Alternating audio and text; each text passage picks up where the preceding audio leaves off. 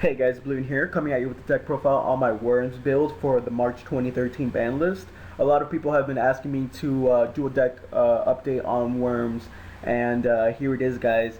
I love Worms. I think that they're one of the most budget decks out there that could be completely competitive now that King Pharaoh Imp is going to be released. I am trying to make the deck a little bit TCG, an exception of 2 cards, which you guys will be seeing right now in the extra deck. But yeah, guys, I really like Worms. It's just the deck is really good. You know, it's actually gotten a consistency boost because of King Pharaoh Imp, which is the only OCG card that I'm running. I'm pretty sure King Pharaoh Imp is not going to be costly at all because I'm pretty sure, you know, all I know is that I'm pretty sure they're not going to be that costly.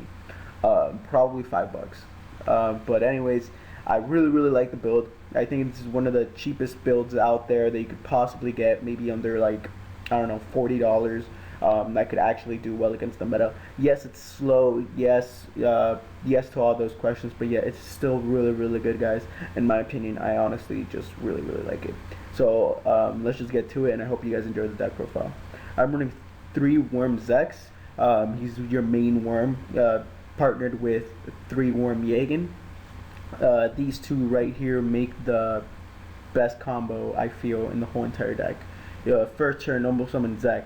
Zex effect sends Jagen to the grave. Jagen special summons himself in face down defense position, and he is basically your compulse of the deck, if you guys will.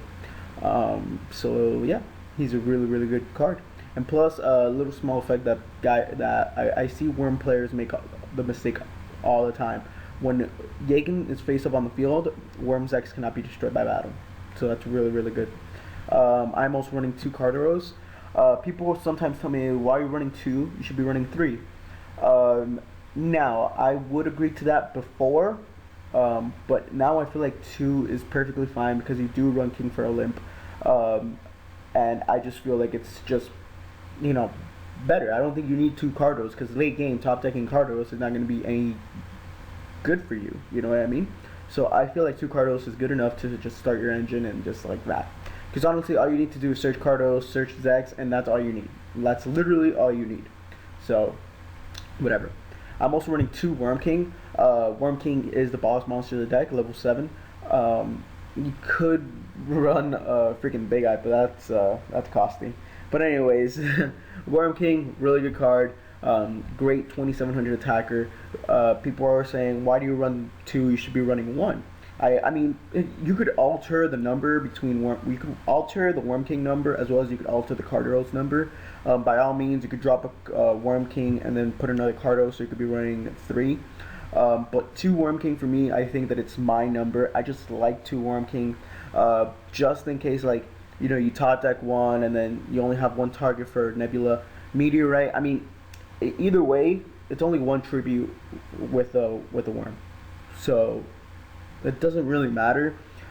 I just like Worm King. I do. He has a pop effect. Basically, you contribute 1 worm type monster and destroy a card on the field. So I like it. You know, it has a Hyperion effect to it. It is a Hyperion, but whatever. I am also running 2 Thunder King Ryo. It's a pretty good card, pretty anti-meta. Negate 1900, pretty good. I am actually running Tsukiyomi in my build. I noticed that when I flip Jagen, it becomes dead. You know, it becomes dead unless I go into an XYZ. I don't know. I mean, I like Tsukiyomi. I might change it up for like a Grand Mole or something like that. I don't know. But I like Tsukiyomi in the build just for now. I'm pretty sure it's not going to be permanent though. I was actually just looking for another card to put in, but I just could not think of anything, so I decided to put Tsukiyomi in.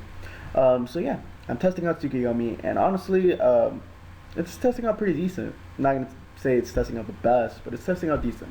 What I like about it though is that if I already have a Worm Zex, Worm Jagen, which is a pretty standard field for worms, and if Jagen's already flipped face up and like your opponent has like a 2500 attack Xian, you could always normal summon Tsukiyomi and then just run over it with Xian.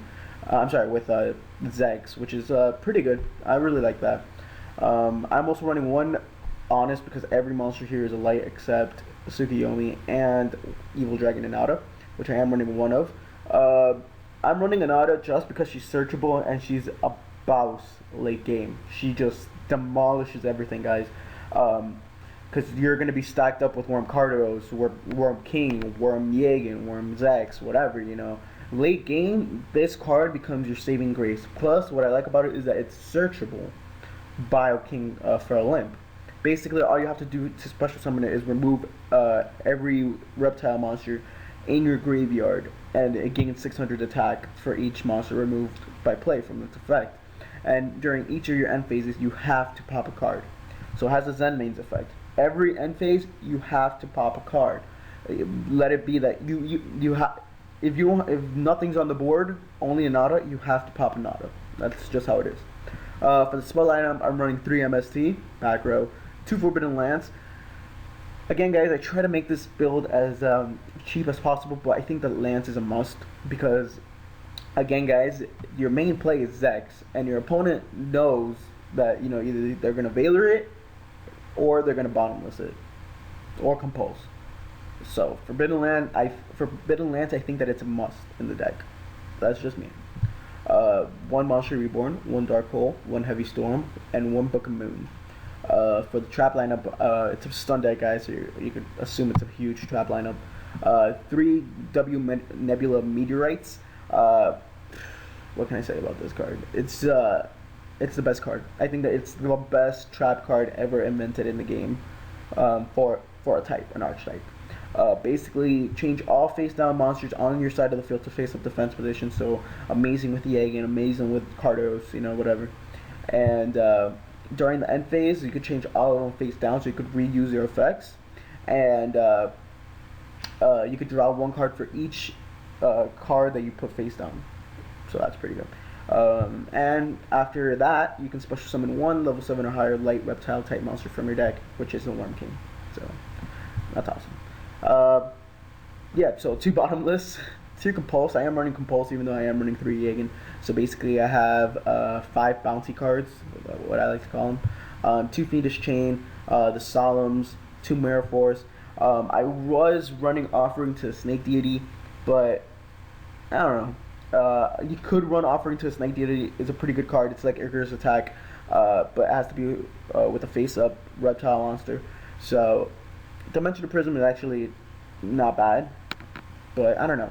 I feel like it's head in hand with Offering to a Snake Deity, because Offering to a Snake Deity pops 2 cards. Dimensional Prism just removes. I don't know. Again, if you're a budget player, then don't go Dimensional Prism because it's a $10 card, and 1 Starlight Road or Huge Revolution, whichever one you want to run. For the side deck, I'm running 2 Electric Virus, 2 Kinetic Soldier for the hero matchup. By the way, you know, dragon matchup or machine, whatever. 1 Cyber Dragon, and 2 Snowman Eater. For the traps, I'm running 2 Overworked, 2 Rivalry of the Warlords, 2 Shadow Imprisoning Mirrors, and 2 Macrocosmos. For the extra deck, I'm running 2 Starlage Paladinium. Fuck it.